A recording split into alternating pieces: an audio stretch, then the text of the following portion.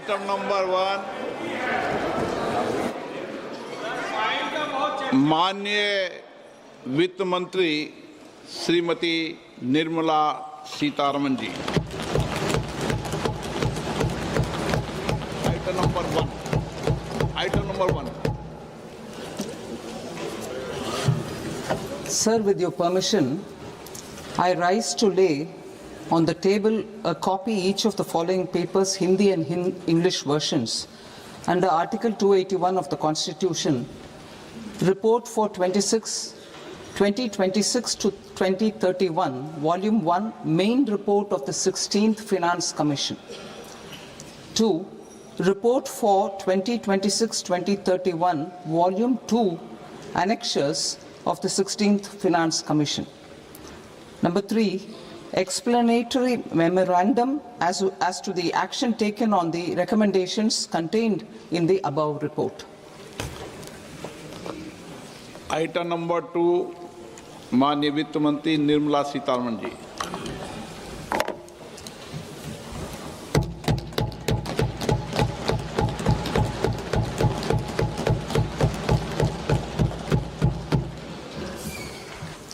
Honorable Speaker, sir, on the sacred occasion of Magh Purnima and the birth anniversary of Guru Ravidas, I present the budget for the year 2026-2027. Since we assumed office 12 years ago, India's economic trajectory has been marked by stability, fiscal discipline, sustained growth, and moderate inflation. This is the result of conscious choices we have made, even in times heightened uncertainty and disruption. Our government, led by Honorable Prime Minister Modi, has decisively and consistently chosen action over ambivalence, reform over rhetoric, and people over populism. We have pursued far-reaching structural reforms, fiscal prudence and monetary stability, whilst maintaining a strong thrust on public investment. Keeping Atmanirbharta as a lodestar, we have built domestic manufacturing capacity, energy security, and reduced critical import dependencies. Simultaneously, we have ensured that citizens benefit from every action of the government, undertaking reforms to support employment generation, agricultural productivity, household purchasing power, and universal services to people. These measures have delivered a high growth rate of around 7% and helped us make substantial strides in poverty reduction and improvement in the lives of our people. Today, we face an external environment in which trade and multilateralism are imperiled and access to resources and supply chains are disrupted. New technologies are transforming production systems while sharply increasing demands on water, energy, and critical minerals. India will continue to take confident steps towards Vikasit Bharat, balancing ambition with inclusion. As a growing economy with expanding trade and capital needs, India must also remain deeply integrated with global markets, exporting more and attracting stable long-term investment. As I begin Part A, I want to express my gratitude to the people for standing firmly with us as we forge our way together towards becoming one of the largest economies of the world.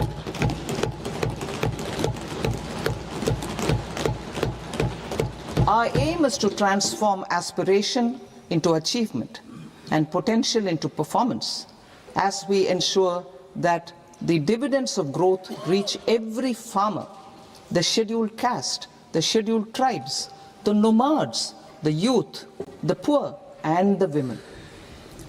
In Vikasit Bharat Young Leaders Dialogue 2026, several innovative ideas were shared with our Prime Minister, which have inspired many of the proposals, making this a unique Yuva Shakti-driven budget.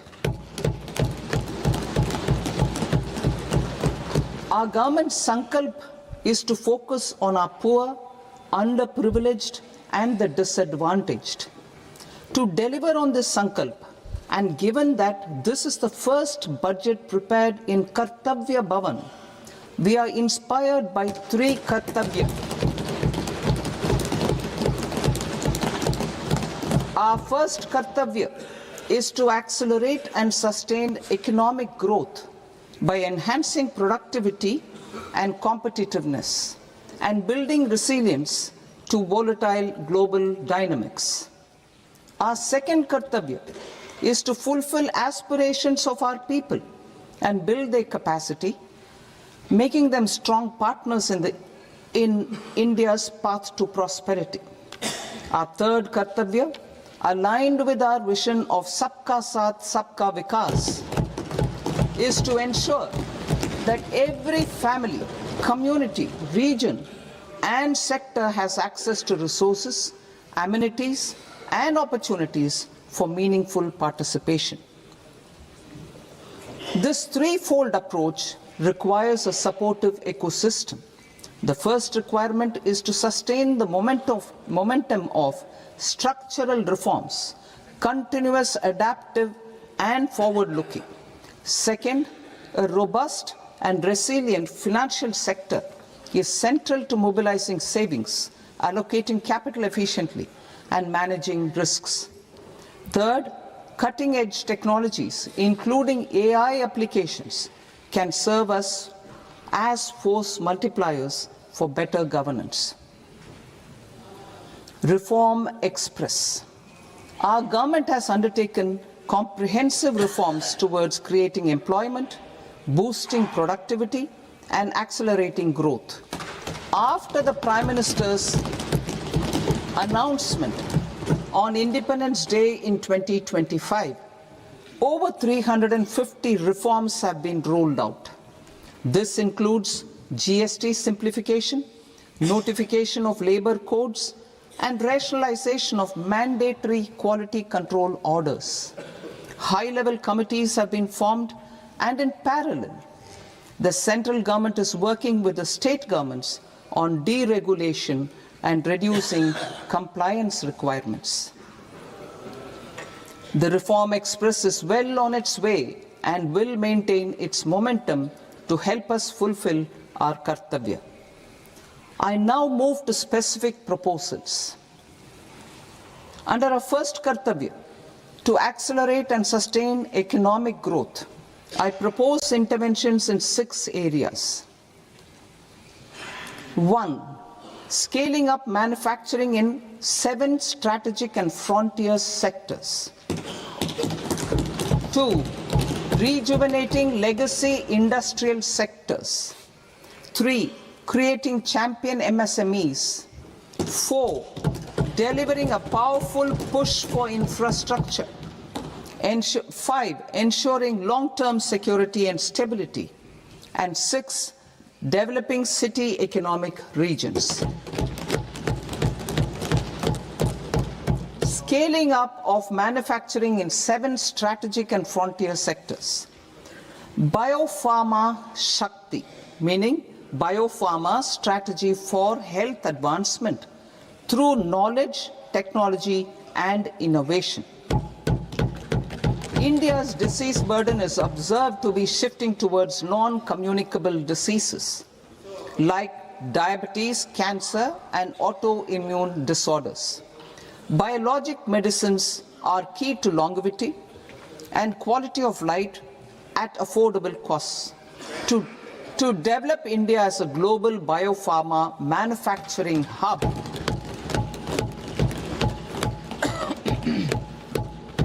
I propose the Biopharma Shakti with an outlay of 10,000 crores over the next 5 years. This will build the ecosystem for domestic production of biologics and biosimilars. The strategy will include a biopharma-focused network with 3 new national institutes of pharmaceutical education and research, popularly known as NIPERS, and upgrading 7 existing ones. It will also create a network of 1,000 accredited India clinical trials sites. We propose to strengthen the Central Drug Standard Control Organization to meet global standards and approve timeframes through approval timeframes through a dedicated scientific review cadre and specialists. India's semiconductor mission 1.0 expanded India's semiconductor sector capabilities. Building on this, we will launch ISM 2.0 to produce equipment and materials, design full-stack Indian IP, and fortify supply chains. We will also focus on industry-led research and training centers to develop technology and skilled workforce. The Electronics Components Manufacturing Scheme, launched in April 2025 with an outlay of 22,919 crores, already has investment commitments at double the targets. We propose to increase the outlay to 40,000 crores to capitalize on this momentum.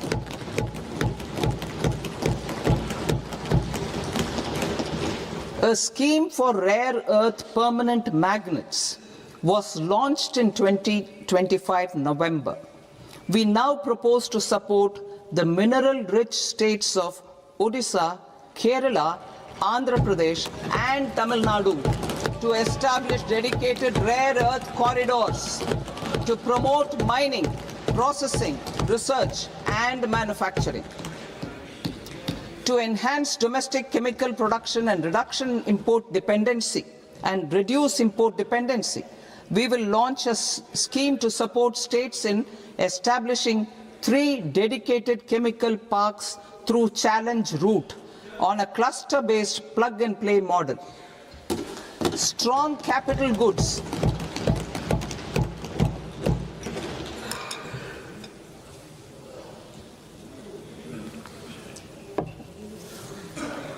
Strong capital goods capability is a determinant of productivity and quality across different sectors. Towards building this capacity, I propose the following. High-tech tool rooms will be established by central public sector enterprises at 2 locations as digitally enabled automated service bureaus that locally design, test, and manufacture high-precision components at scale and at lower cost. 2. A scheme for enhancement of construction and infrastructure equipments will be introduced to strengthen domestic manufacturing of high value and technologically advanced CIE. This can range from lifts in a multi-storied apartment or firefighting equipment in multiplexes, large or small, and to tunnel boring equipments for building metros and high-altitude roads. I also propose a scheme for container manufacturing to create a globally competitive container manufacturing ecosystem with a budgetary allocation of 10,000 crores over a 5-year period. For the labor-intensive textile sector, I propose an integrated program with 5 subparts. 1. The National Fiber Scheme for self-reliance in natural fibers, such as silk, wool, and jute, man-made fibers, and new-age fibers. Textile expansion and employment scheme to modernize traditional clusters with capital support for machinery, technology upgradation, and common testing and certification centers. 3. The National Handloom and Handicraft Program to integrate and strengthen existing schemes and ensure targeted support for weavers and artisans. Tex Eco Initiative to promote globally competitive and sustainable textiles and apparels. Samarth 2.0 to modernize the upgrade the textile skilling ecosystem through collaboration with industry and academic institutions. Further, I propose to set up mega textile parks in challenge mode. They can also focus on bringing value addition to technical textiles. I propose to launch the Mahatma Gandhi Gram Swaraj initiative to strengthen khadi, handloom and handicrafts. This will help in global market linkage and branding. It will streamline and support training, skilling, quality of process and production. This will benefit our weavers, village industries, one district, one product ODOP initiative, and also our rural youth. India has the potential to emerge as a global hub for high quality, affordable sports goods. I propose a dedicated initiative for sports goods that will promote manufacturing, research, and innovation in equipment design as well as material sciences. Rejuvenation of legacy industrial clusters. I propose to introduce a scheme to revive 200 legacy industrial clusters to improve their cost competitiveness and efficiency through infrastructure and technology upgradation. Creating champion SMEs and supporting micro enterprises. Recognizing MSMEs as a vital engine of growth, I propose a three-pronged approach to help them grow as champions. Equity support. I propose to introduce a dedicated 10,000 crores SME growth fund to create future champions, incentivizing enterprises based on select criteria. I also propose to top up the Self-Reliant India Fund set up in 2021 with 2,000 crores to continue support to micro enterprises and maintain their access to risk capital. Liquidity support. With TREDS, more than 7 lakh crore has been made available to MSMEs. To leverage its full potential, I propose 4 measures. 1. Mandate TREDS as the transaction settlement platform for all purchases from MSMEs by CPSEs, serving as a benchmark for other corporates. 2. Introduce a credit guarantee support mechanism through CGT-MSE for invoice discounting on TREDS platform. 3. Link GEM with TREDS for sharing information with financiers about government purchases from MSMEs, encouraging cheaper and quicker financing. 4. Introduce TREDS receivables as asset-backed securities, helping develop a secondary market, enhancing liquidity and settlement of transactions. Professional support.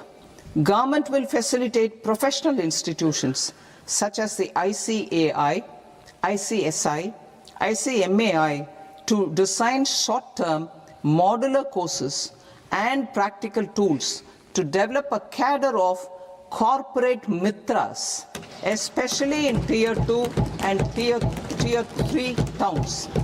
These accredited para-professionals will help MSMEs meet compliance requirements at affordable costs. Infrastructure.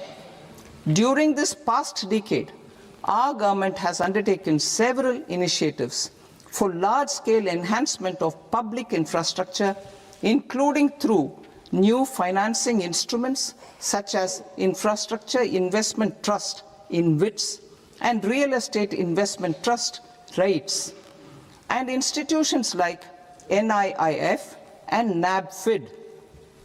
We shall continue to focus on developing infrastructure in cities with over 5 lakh population, that is Tier 2, Tier 3 cities, which have expanded to become growth centers.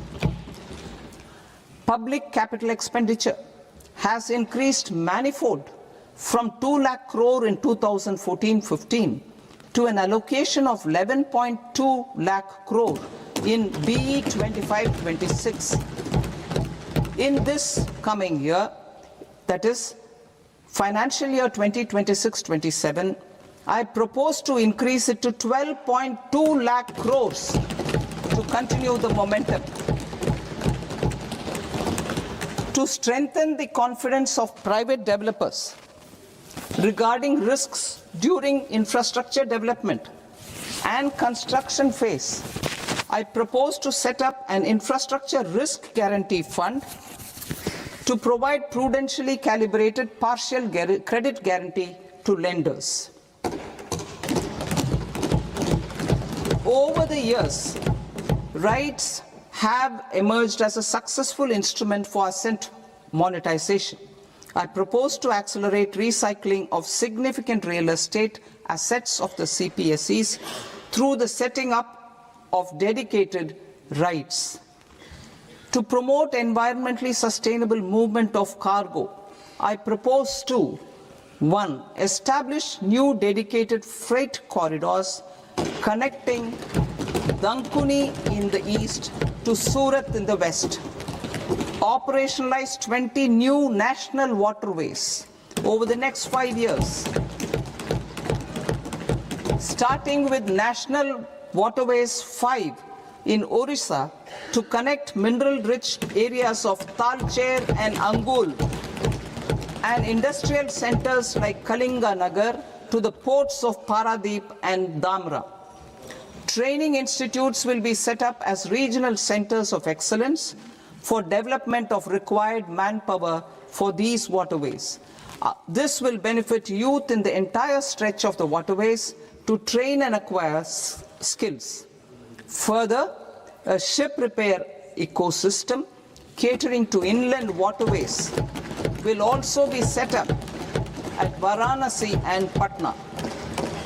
And C, launch a coastal cargo promotion scheme for incentivizing a modal shift from rail to road to increase the share of inland waterways and coastal shipping from 6% to 12% by 2047. To enhance last mile and remote connectivity and promote tourism, I propose to give incentives to indigenize manufacturing of seaplanes. A seaplane VGF scheme will be also introduced to provide support for operations. Carbon capture, utilization and storage.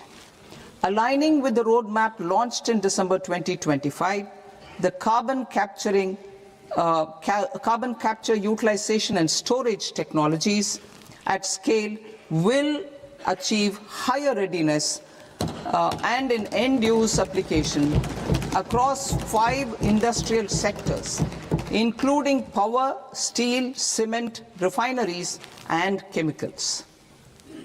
An outlay of 20,000 crore is proposed over the next 5 years for this purpose. City economic regions. Cities are India's engines of growth, innovation, and opportunities. We shall now focus on Tier 2, Tier 3 cities, and even temple towns, which need modern infrastructure and basic amenities. This budget aims to further amplify the potential of cities to deliver the economic power of agglomerations by mapping city economic regions based on their specific growth drivers. An allocation of 5,000 crore per CER over 5 years is proposed for implementing their plans through a challenge mode with a reform-cum-result-based financing mechanism. In order to promote environmentally sustainable passenger systems, we will develop 7 high-speed rail corridors between cities as growth connectors, namely Mumbai to Pune, Pune to Hyderabad, Hyderabad to Bengaluru, Hyderabad to Chennai, Chennai to Bengaluru, Delhi to Varanasi, Varanasi to Siliguri.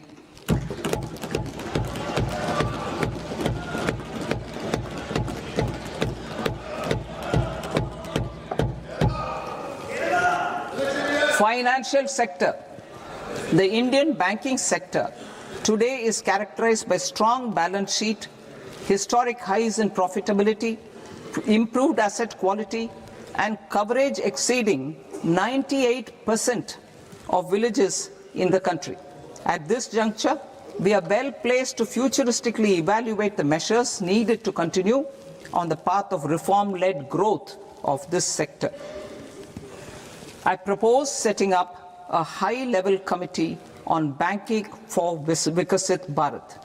High-level committee on banking for Vikasit Bharat to comprehensively review the sector and align it with India's next phase of growth, while safeguarding financial stability, inclusion, and consumer protection.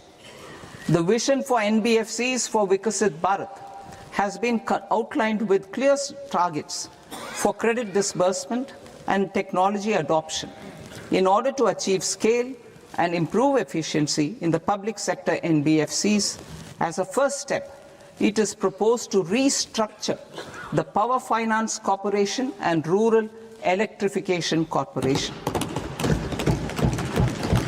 I propose a comprehensive review of the foreign exchange management non-debt instruments rules to create a more contemporary, user-friendly framework for foreign investments consistent with India's evolving economic priorities.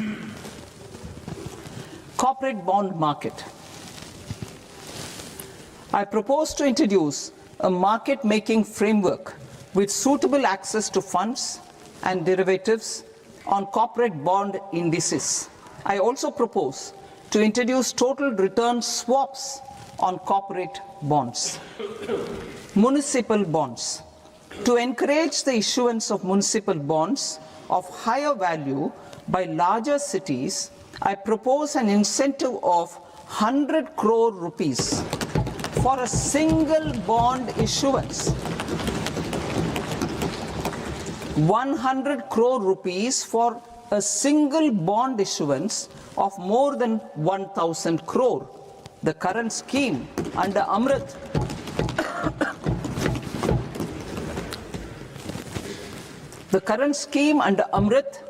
which incentivizes issuances up to 200 crores only, will also continue to support smaller and medium towns. That will also continue to support the smaller and medium towns. Ease of doing business.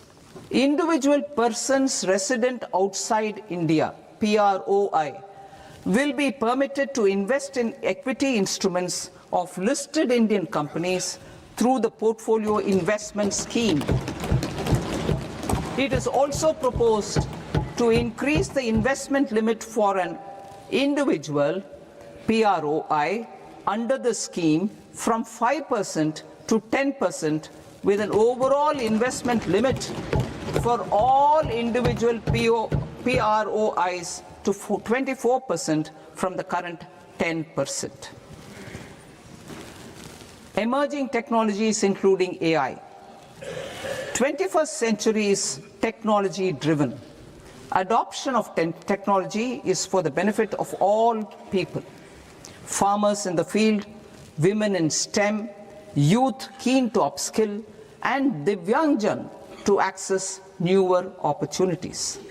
The government has taken several steps to support new technologies through AI Mission, National Quantum Mission, Anusandhan National Research Fund, and Research and Development and Innovation Fund. Our second kartavya is to fulfill aspirations and build capacities. Close to 25 crore individuals have come out of multi-dimensional poverty through a decade of our government's sustained and reform-oriented efforts.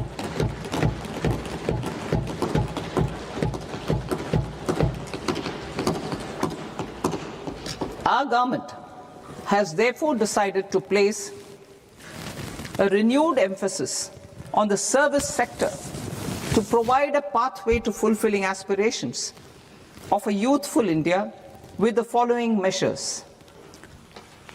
I propose to set up a high-powered Education to Employment and Enterprises Standing Committee to recommend measures that focus on services sector as a core driver of Vikasit Bharat.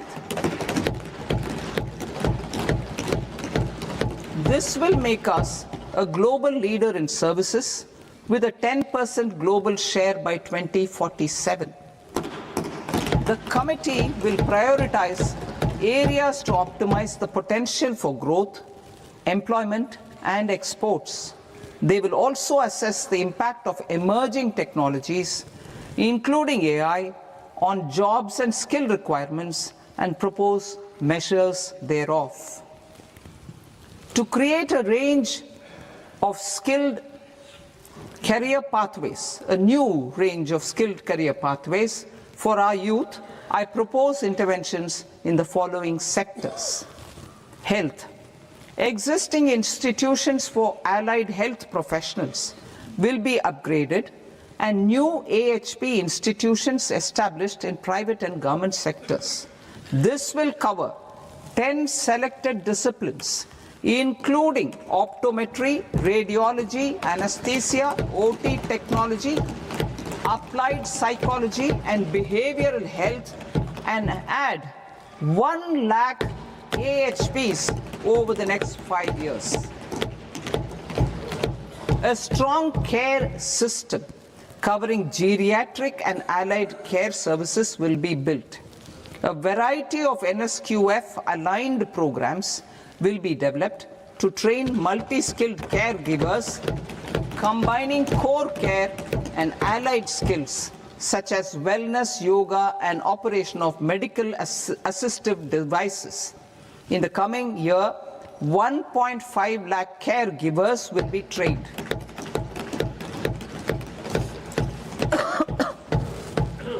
Hubs for medical value tourism.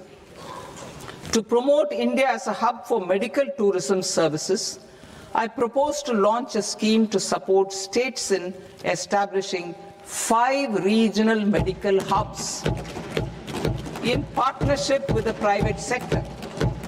These hubs will serve as integrated healthcare complexes that combine medical, educational, and research facilities.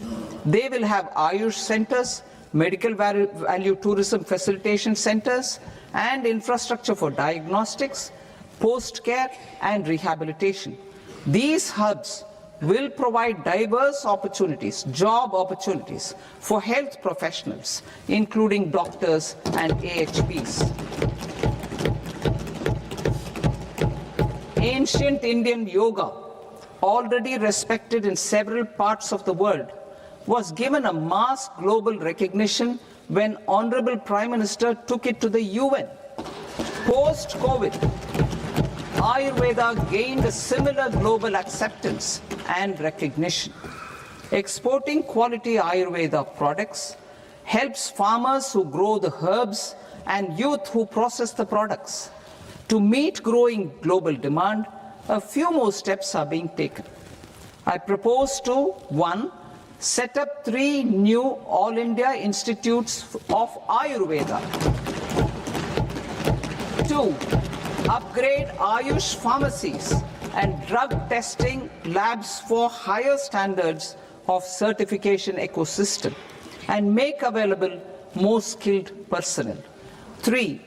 Upgrade the WHO Global Traditional Medicine Center in Jamnagar to bolster evidence-based research, training, and awareness for traditional medicine. Animal husbandry.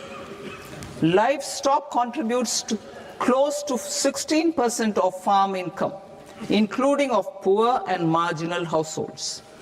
To scale up availability of veterinary professionals by more than 20,000, I propose to roll out a loan-linked capital subsidy support scheme for establishment of veterinary and para-veterinary colleges, veterinary hospitals, diagnostic laboratories, and breeding facilities in private sector. Collaboration between Indian and foreign institutions will also be facilitated. Orange economy. India's animation, visual effects, gaming and comics sector, AVGC sector, is a growing industry projected to require 2 million professionals by 2030. I propose to support the Indian Institute of Creative Technologies, Mumbai, in setting up AVGC content creator labs in 15,000 secondary schools all over the country and 500 colleges. The Indian design industry is expanding rapidly, and yet there is a shortage of Indian designers. I propose to establish, through Challenge Route, a new National Institute of Design to boost design education and development in the eastern region of India. Education. Our government will support states through Challenge Route in creating 5 university townships in the vicinity of major industrial and logistics corridors. These planned academic zones will host multiple universities, colleges, and research institutions, skill centers, and residential complexes. In higher education, STEM institutions, prolonged hours of study and laboratory work pose some challenges for girl students. Through VGF, Viability Gap Funding and capital support, one girls' hostel will be established in every district.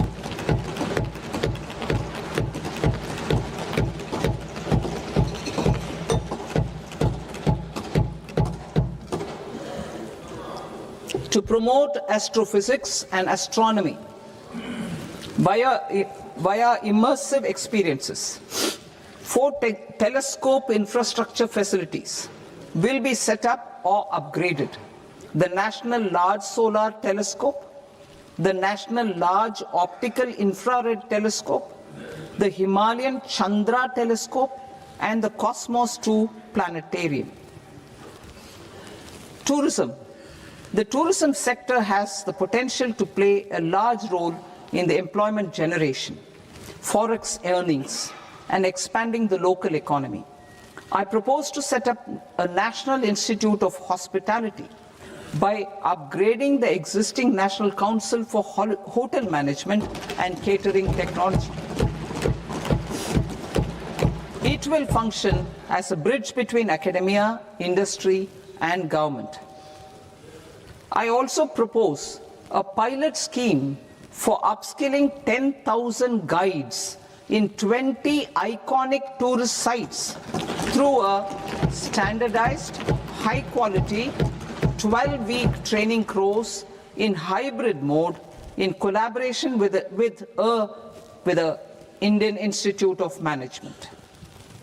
A national destination digital knowledge grid will be established to digitally document all places of significance, cultural, spiritual, and heritage. This initiative will create a new ecosystem of jobs for local researchers, historians, content creators, and technology partners. India has the potential and opportunity to offer world-class trekking and hiking experience. We will develop ecologically sustainable mountain trails in Himachal Pradesh, Uttarakhand, and Jammu Kashmir. Also in Araku Valley in the Eastern Ghats and Podigai Malai in the Western Ghats. Turtle trails along key nesting sites in the coastal areas of Odisha Karnataka and Kerala. And 3, bird watching trails along the Pulikat Lake in Andhra Pradesh, Tamil Nadu. It's on the border. Under the visionary leadership of Honorable Prime Minister, we established the International Big Cat Alliance in 2024. This year, India is hosting the first ever Global Big Cat Summit, where heads of governments and ministers from 95 range countries will deliberate on collective strategies for conservation. Heritage and culture tourism. I propose to develop 15 archaeological sites, including Lothal, Dolavira, Rakigadi, Adichanallur, Saranath, Hastinapur, and Leh Palace into vibrant experiential cultural destinations. Excavated landscapes will be open to the public through curated walkways. Immersive storytelling skills and technologies will be introduced to help conservation labs, interpretation centers, and guides. The sports sector provides multiple means of employment, skilling, and job opportunities. Taking forward the systematic nurturing of sports talent, which is set in motion through the Kelo India program earlier, I propose to launch a Kelo India mission to transform the sports sector over the next decade. The mission will facilitate an integrated talent development pathway supported by training centers, which are foundational, intermediate, and elite levels. B, systematic development of coaches and support staff. C, integration of sports science and technology. D, competitions and leagues to promote sports culture and provide platforms. And E, development of sports infrastructure for training and competition. Our third Kartavya aligns with our vision of Sabka Saath, Sabka Vikas towards Vikasit Bharat. This requires targeted efforts for 1, increasing farmer incomes through productivity enhancement and entrepreneurship, with special attention to small and marginal farmers. B, empowering Divyangjan through access to livelihood opportunities, training, and high-quality assistive devices. C, empowering the vulnerable to access mental health and trauma care. D, focus on the Purvodaya states and the Northeast region to accelerate development and employment opportunities. Fisheries. We will undertake initiatives for integrated development of 500 reservoirs and Amrit Sarovars. 2, strengthen the fisheries value chain in coastal areas and enable market linkages involving startups and women-led groups together with fish farmer producer organizations. Animal husbandry. To provide quality employment opportunities in rural and peri-urban areas, we will support the animal husbandry sector in entrepreneurship development through A, credit-linked subsidy program, B, scaling up and modernization of livestock enterprises, C, enhanced creation of livestock, dairy, and poultry, enhanced creation of livestock, dairy, and poultry-focused integrated value chains, and D, encourage creation of livestock farmer-producer organizations. High-value agriculture. To diversify farm outputs, increase productivity, enhance farmers' incomes, and create new employment opportunities, we will support high-value crops such as coconut, sandalwood, cocoa, cashew in the coastal areas, agar trees in northeast, and nuts such as almonds, walnuts, and pine nuts in our hilly regions. These, all of them, will be supported. India is the world's largest producer of coconuts. About 30 million people including nearly 10 million farmers, depend on coconuts for their livelihood. To further enhance competitiveness in coconut production, I propose a coconut promotion scheme to increase production and enhance productivity through various interventions, including replacing and non-productive trees with new saplings or plants or varieties in major coconut growing states. A dedicated program is proposed for Indian cashew and cocoa to make India self-reliant in raw cashew and coconut production and processing, enhance export competitiveness, and transform Indian cashew and Indian cocoa into premium global brands by 2030. Sandalwood. Sandalwood is closely linked to India's social and cultural heritage. Our government will partner with state governments to promote focused cultivation and post-harvest processing to restore the glory of the Indian sandalwood ecosystem, to rejuvenate old, low-yielding orchards, and expand high-density cultivation of walnuts, almonds, and pine nuts. We will support a dedicated program to enhance farmer incomes and in bringing value addition by engaging youth. Bharat Vistar, that is virtually integrated system to access agricultural resources. I propose to launch Bharat Vistar, a multilingual AI tool that shall integrate the AgriStack portals and the ICAR package on agricultural practices with AI systems. This will enhance farm productivity, enable better decisions for farmers, and reduce risk by providing customized advisory support. She Marts for rural women-led enterprises. Building on the success of Lakpati Didi program, I propose to help women take the next step from credit-linked livelihoods to being owners of enterprises. Self-help entrepreneur, She Marts will be set up as community-owned retail outlets within the cluster-level federations through enhanced and innovative financing instruments. Empowering Divyangjan. Divyangjan Kaushal Yojana.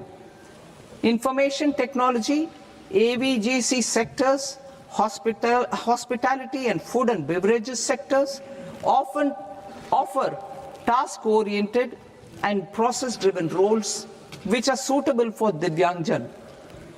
We will ensure dignified livelihood opportunities through industry-relevant and customized training specific to each Divyangjan group.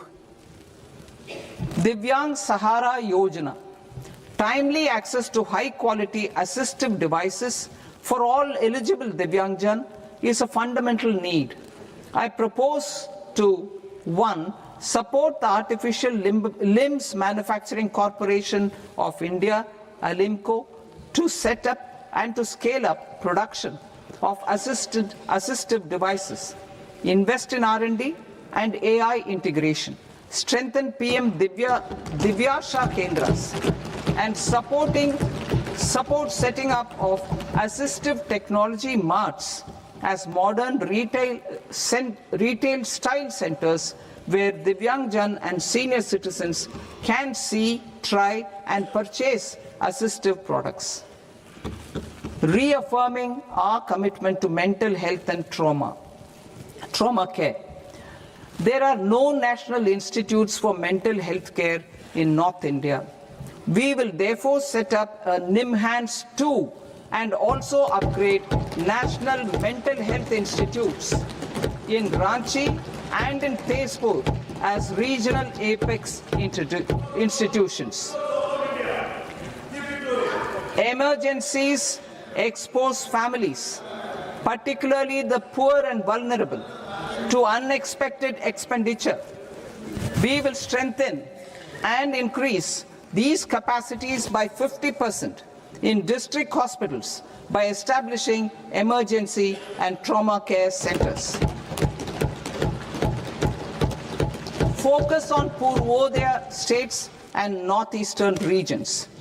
Purvodaya, I propose the development of an integrated East Coast industrial corridor with a well-connected node at Durgapur, creation of 5 tourism destinations in 5 Purvodaya states, and the provision of 4,000 e-buses.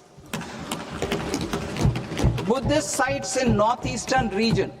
The northeastern region is a civilizational confluence of Theravada and Mahayana or Vajrayana traditions. I propose to launch a scheme for development of Buddhist circuits in Arunachal Pradesh, Sikkim, Assam, Manipur, Mizoram, and Tripura. The scheme will cover preservation of temples and monasteries, pilgrimage interpretation centers, connectivity, and pilgrim amenities. 16th Finance Commission. On 17th November 2025, the 16th Finance Commission submitted its report to the President. As mandated under Article 281 of the Constitution, the government is to lay the report along with the explanatory memorandum on the action taken report on the recommendations of the Commission in Parliament, which, Sir, Honourable Speaker, you've allowed me to do at the commencement of this session.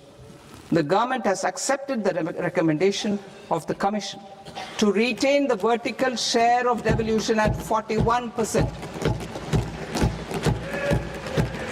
As recommended by the Commission, I have provided 1.4 lakh crores of rupees to the states for the year 2026-2027 as Finance Commission grants.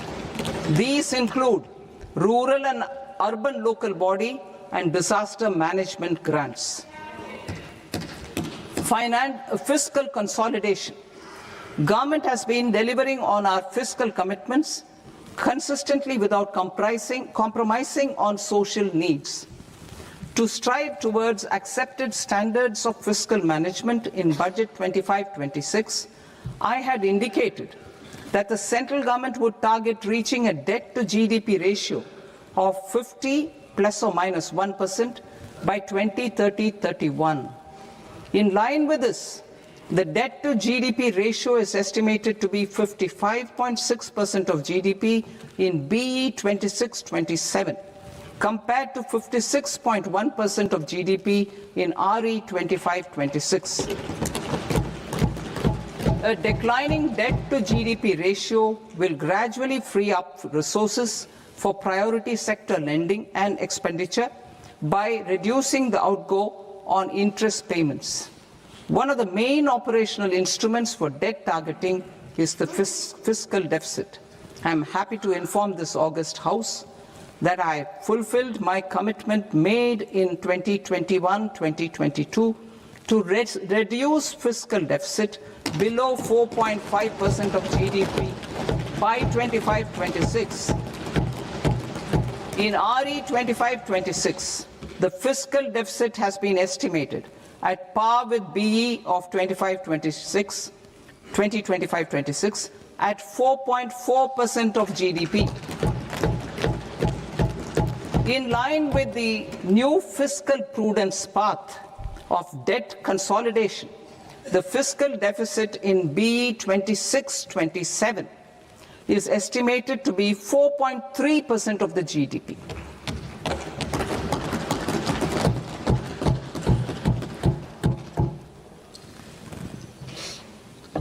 The revised estimates of the non-debt receipts are 34 lakh crore rupees, of which the centre's net tax receipts are 26.7 lakh crore. The revised estimate of the total expenditure is 49.6 lakh crore rupees, of which the capital expenditure is about 11 lakh crores. Budget estimates 2026 to 2027.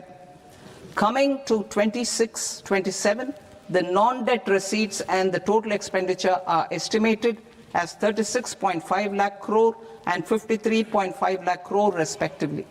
The centre's net tax receipts are estimated at 28.7 lakh crore rupees. To finance the fiscal deficit, the net market borrowings from dated securities are estimated at 11.7 lakh crore rupees. The balance financing is expected to come from small savings and other sources. The gross market borrowings are estimated at 17.2 lakh crore rupees. I'll now move to Part B. Part B, direct taxes.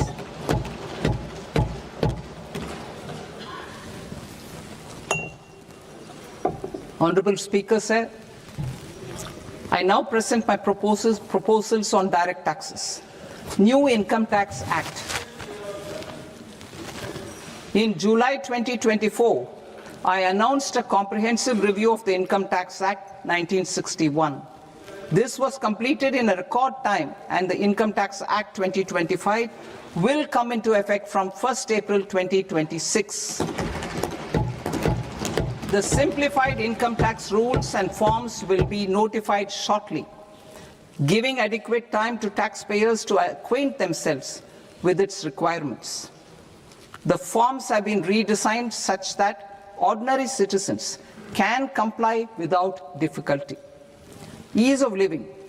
I propose that any interest awarded by the Motor Accident Claims Tribunal to a natural person will be exempt from income tax, and any TDS on this account will be done away with. I propose to reduce TCS rate on the sale of overseas tour program package from the current 5% and 20% to 2% without any stipulation of amount.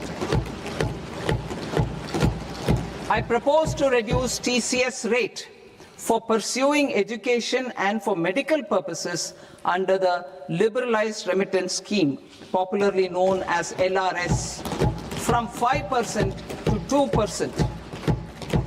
Supply of manpower services is proposed to be specifically brought within the ambit of payment to contractors for the purpose of TDS to avoid ambiguity. Thus, TDS on these services will be at the rate of either 1% or 2% only. I propose a scheme for small taxpayers wherein a rule-based automated process will enable obtaining a lower or nil deduction certificate instead of filing an application with the assessing officer. For the ease of taxpayer holding securities in multiple companies, I propose to enable depositories to accept Form 15G or Form 15H from the investor and provide it directly to various relevant companies. I propose to extend time available for revising returns from 31st December to up to 31st March with the payment of a nominal fee. I also propose to stagger the timeline for filing of tax returns. Individuals with ITR 1 and ITR 2 returns will continue to file till 31st July, and non-audit business cases or trusts are proposed to be allowed time till 31st August. TDS on sale of immovable property by a non-resident is proposed to be deducted and deposited through resident buyers and his or her PAN-based challan instead of requiring a TAN, which is a temporary accounting number. To address practical issues of small taxpayers like students, young professionals, tech employees, relocated NRIs, and such others, I propose to introduce a one-time 6-month foreign asset disclosure scheme for these taxpayers to disclose income or assets below a certain size. This scheme would be applicable for two categories of taxpayers, namely, A, who did not disclose their overseas income or assets, and B, who disclose their overseas income and or paid due tax but could not declare the asset acquired. For category A, the limit of undisclosed income or asset is proposed to be up to 1 crore rupees. They need to pay 30% of fair market value of asset or 30% of undisclosed income as tax and 30% as additional income tax in lieu of penalty and would thereby get immunity from prosecution. For category B, asset value is proposed to be up to 5 crore rupees. Here, immunity from both penalty and prosecution will be available with a payment of fee of 1 lakh rupees. Rationalizing penalty and prosecution. Multiplicity of proceedings are hindrance to the ease of doing business. I propose to integrate assessment and penalty proceedings by way of a common order for both. There will be no interest liability on the taxpayer on the penalty amount for the period of appeal before the first appellate authority, irrespective of the outcome of appeal process. Further, quantum of prepayment is being reduced from 20% to 10% and will continue to be calculated only on core tax demand. As an additional measure for reducing litigation, I propose to allow taxpayers to update their returns even after reassessment proceedings have been initiated, and an additional 10% tax rate over and above the rate applicable for the relevant year. The assessing officer will then use only this updated return in his proceedings. There is already a framework for immunity from penalty and prosecution in the cases of underreporting. I propose to apply this framework for immunity to misreporting too. However, in such a case, the taxpayer will need to pay 100% of the tax amount as an additional income tax over and above the tax and interest due.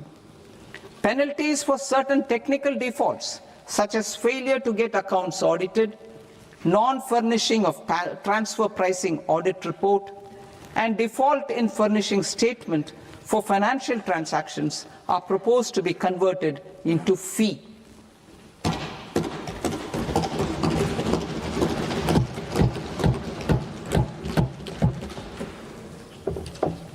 I propose to rationalize prosecution framework under Income Tax Act while maintaining a careful balance for deterrence in some serious offence. Non-production of books of account and documents and requirement of TDS payment where payment is made in kind are being decriminalized. Further, minor offences will attract fine only. The remaining prosecutions will be graded commensurate with the quantum of offence. They will entail only simple imprisonment with maximum imprisonment reduced to 2 years and power to courts to convert even those into fines. There is no penalty. There is no penalty presently for non-disclosure of non-immovable foreign assets with aggregate value less than 20 lakh rupees. I propose to also provide them with immunity from prosecution with retrospective effect from 1/10/2024.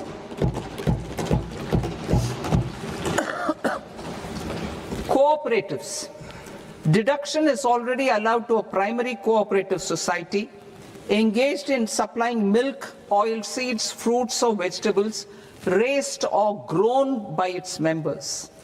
I propose to extend this deduction to also include supply of cattle feed and cotton seed produced by its members. I propose to allow inter-cooperative society dividend income as deduction under the new tax regime to the extent it is further distributed to its members. I further propose to allow exemption for a period of 3 years to dividend income received by a notified national cooperative federation on their investments made in companies up to 31/1/2026. This exemption would be allowed only for dividends further distributed to its member cooperatives.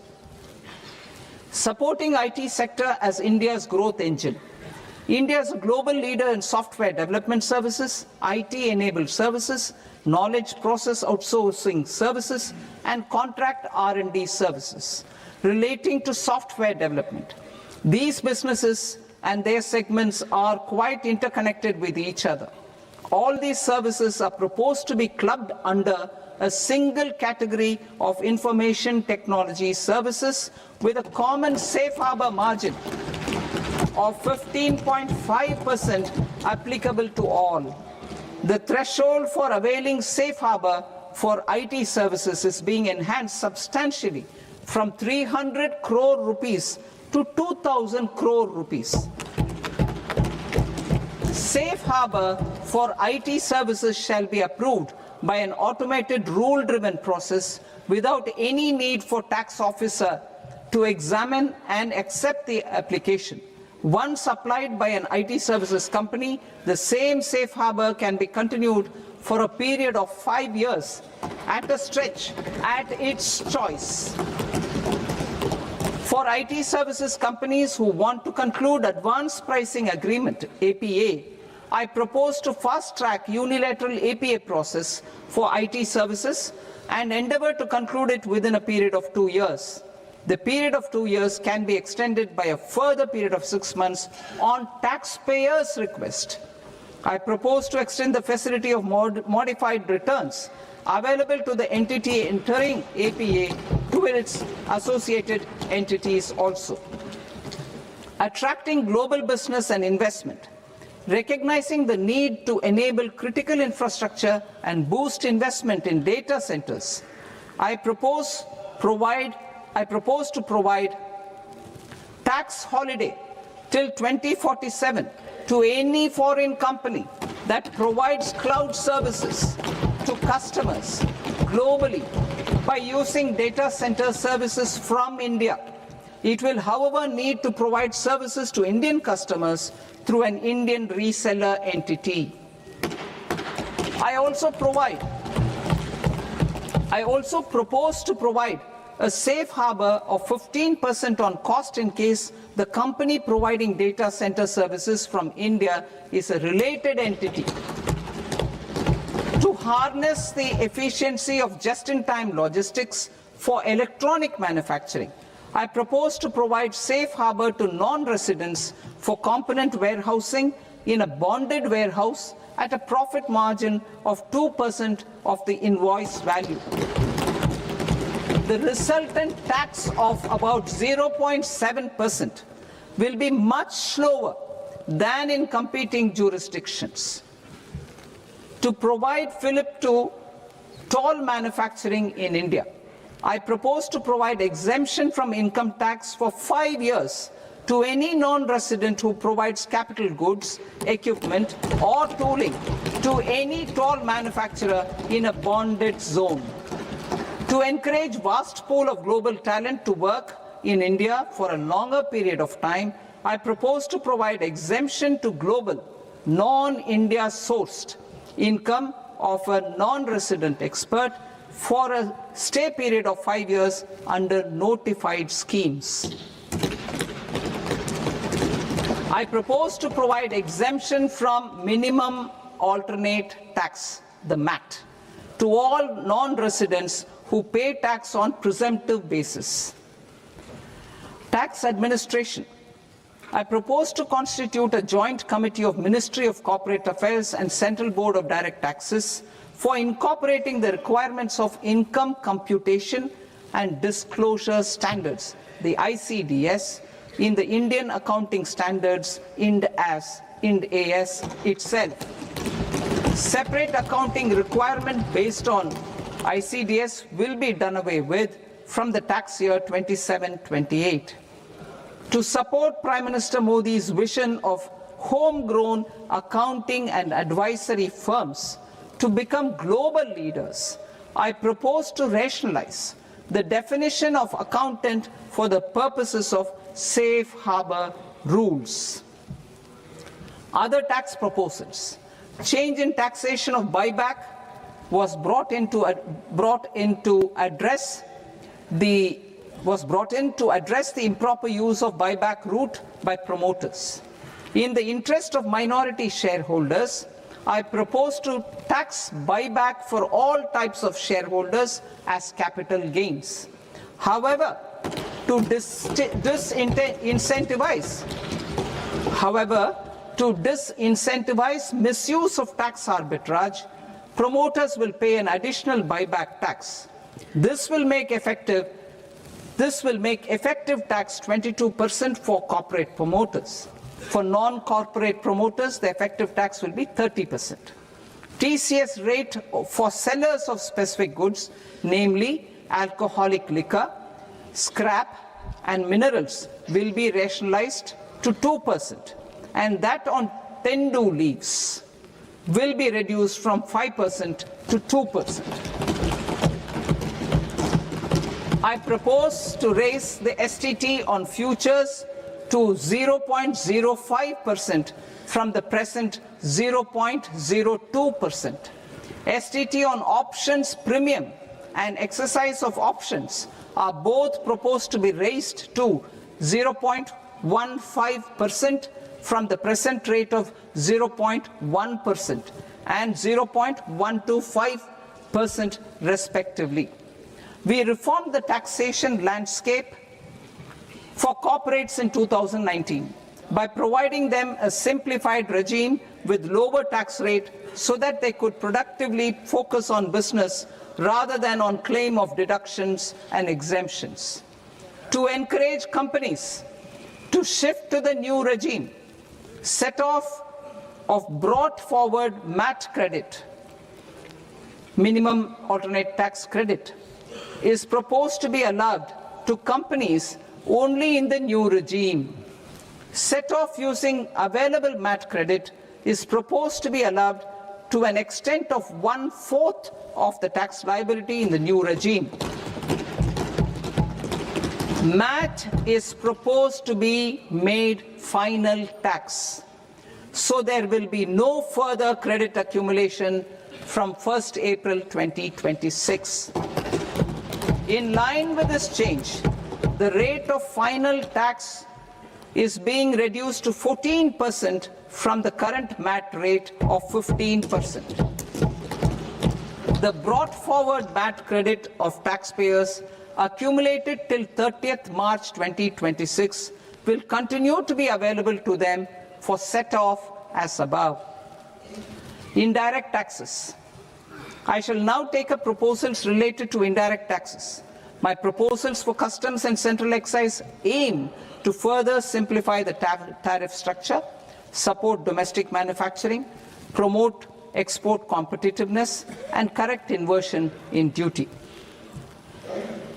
To continue weeding out long-continuing customs duty exemptions, I propose to remove certain exemptions on items which are being manufactured in India or where the imports are negligible.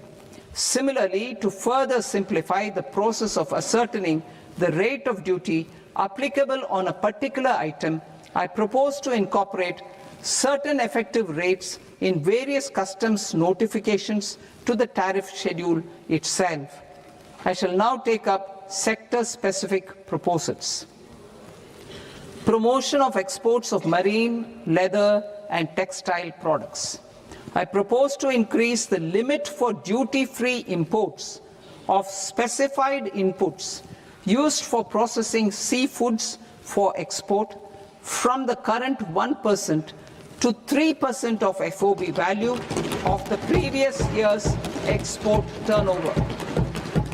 I also propose to allow duty-free imports of specified inputs, which is currently available for exports of leather or synthetic footwear, to exports of shoe uppers as well. I propose to extend the time period for export of final product from the existing 6 months to 1 year, for exporters of leather or textile garments, leather or synthetic footwear, and other leather products. Energy transition and security. I propose to extend the basic customs duty exemption given to capital goods used for manufacturing lithium-ion cells for batteries to those used for manufacturing lithium-ion cells for battery energy storage systems also. I propose to exempt basic customs duty on import of sodium antimonate for use in manufacture of solar glass. Nuclear power. I propose to extend the existing basic customs duty exemption on imports of goods required for nuclear power projects till the year 2035 and expand it for all nuclear plants irrespective of their capacity. Critical minerals. It is proposed to provide basic customs duty exemption to the import of capital goods required for the processing of critical minerals in India. Biogas blended CNG. I propose to exclude the entire value of biogas while calculating the central excise duty payable on biogas blended CNG. Civil and defense aviation. I propose to exempt basic customs duty on components and parts required for the manufacture of civilian training and other aircrafts. It is proposed to exempt basic customs duty on raw materials imported for the manufacture of parts of aircraft to be used in maintenance, repair, or overall requirements by units in the defense sector. Electronics. To deepen value addition in the consumer electronics sector, I propose to exempt basic customs duty on specified parts used in the manufacture of microwave ovens. Special economic zone. To address the concerns arising about utilization of capacity by manufacturing units in the special economic zones due to global trade disruptions, I propose as a special one-time measure to facilitate sales by eligible manufacturing units in SEZs to the domestic tariff area at concessional rates of duty. The quantity of such sales will be limited to a prescribed proportion of their exports. Necessary regulatory changes will be undertaken to operationalize the measures while ensuring level playing field for the units working in the DTA. Ease of living. To rationalize the customs duty structure for goods imported for personal use, I propose to reduce the tariff rate on all dutiable goods imported for personal use from 20% to 10%. To provide relief to patients, particularly those suffering from cancer, I propose to exempt basic customs duty on 17 drugs or medicines. I propose also to add 7 more rare diseases for the purposes of exempting import duties on personal imports of drugs, medicines, and food for special medical purposes used in their treatment. Customs process. India's role and share in the global trade is poised for a major leap in line with our ambition and journey towards Viksit Bharat. In this regard, I propose many measures for custom processes to have minimal intervention for smoother and faster movement of goods and greater certainty to the trade. Trust-based systems. I propose to enhance duty deferral period for Tier 2 and Tier 3 authorized economic operators, known as AEOs, from 15 days to 30 days. I propose to provide eligible manufacturer importers the same duty deferral facility. This should encourage them to get themselves accredited as a full-fledged Tier 3 AEO in due course. To provide greater certainty and for better business planning, I propose to extend validity period of advance ruling binding on customs from the present 3 years to 5 years. In the spirit of the whole of government approach,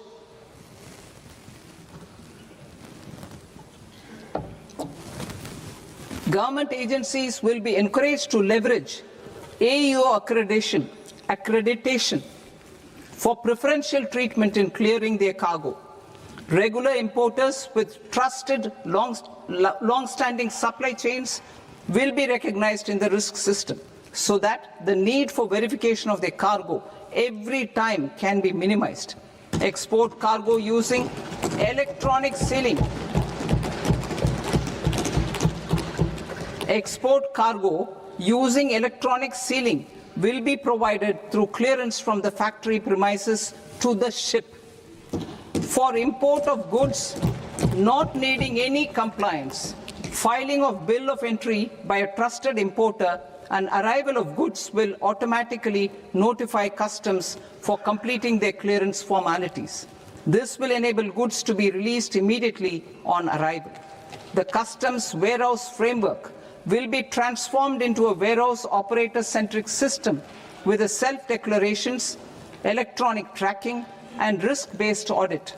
These reforms will move away from the current system of officer-dependent approvals and reduce transaction delays and compliance costs. Ease of doing business. Approvals required for cargo clearance from various government agencies will be seamlessly processed through a single and interconnected digital window by the end of the financial year. Processes involved in clearance of food, drugs, plant, and animal and wildlife products, accounting for about 70% of interdicted cargo, will be operationalized on this system by April 2026 itself. For goods not having any compliance requirement, clearance will be done by customs immediately after online registration is completed by the importer, subject to the payment of duty. Customs integrated system will be rolled out in 2 years as a single integrated and scalable platform for all customs processes. Utilization of non-intrusive scanning with advanced imaging and AI technology for risk assessment will be expanded in a phased manner with the objective to scan every container across all the major ports. New export opportunities to support Indian fishermen to fully harness the economic value of marine resources beyond our territorial waters. The following measures will be taken. A. Fish catch by an Indian fishing vessel in exclusive economic zone or on the high seas will be made free of duty. Landing of such fish on foreign port will be treated as export of goods. Safeguards will be put in place to prevent misuse during fish catch, transit, or transshipment.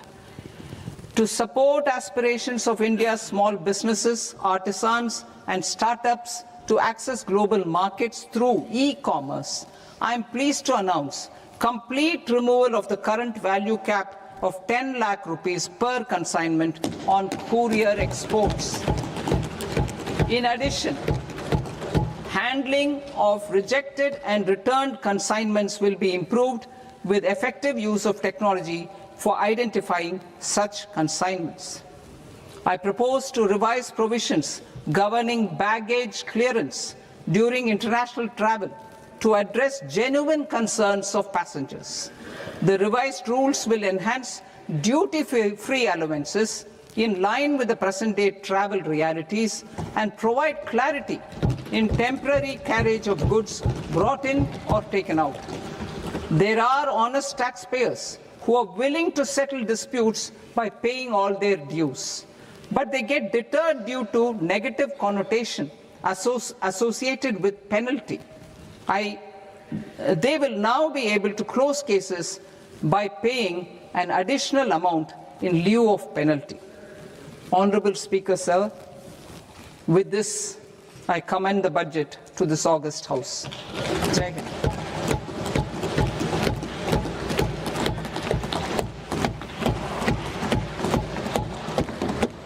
One and a half hours. Item number 3 माननीय वित्त मंत्री जी।